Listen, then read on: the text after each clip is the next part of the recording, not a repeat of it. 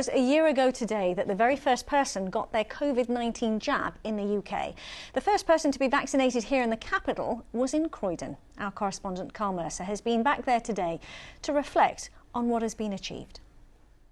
What arm do you want it in? I presume you want it in your left because you've rolled your sleeve up.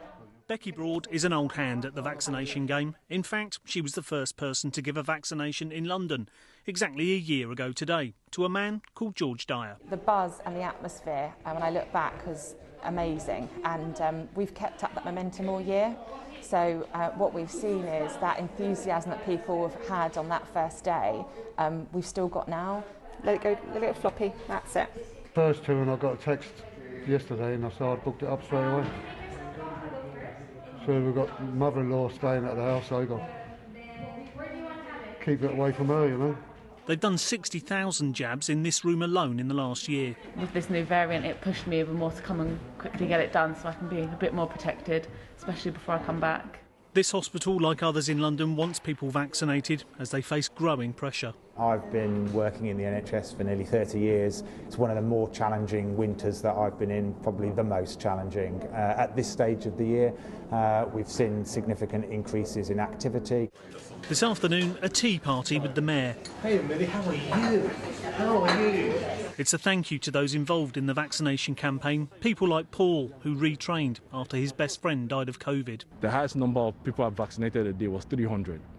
So I think I must have done close to like 10,000. The fact that, yes, that I saved a life, I feel like Superman, that I'm really giving back. I feel fulfilled just doing it, just helping out. And I'm very sure my friend in heaven will be happy that, yes, I'm doing this for him. I'm doing this for him, yeah. Everyone here, though, knows the battle is far from over.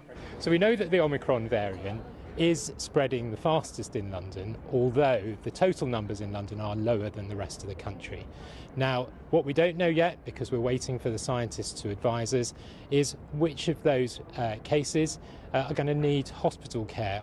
We don't yet know Omicron's severity. Tonight, the government announced new restrictions, advising people to work from home, to wear masks and be vaccinated to get into places like theatres and nightclubs. But London's Mayor says the row over the Downing Street Christmas party could mean people ignoring those rules. Well, what we do know is many members of the public think it's one rule for them and one rule for the Prime Minister, and that's one of the reasons why the events in relation to the party at number 10 Downing Street last year are so damaging, because the public then thinks, why should I follow the rules when our leaders don't?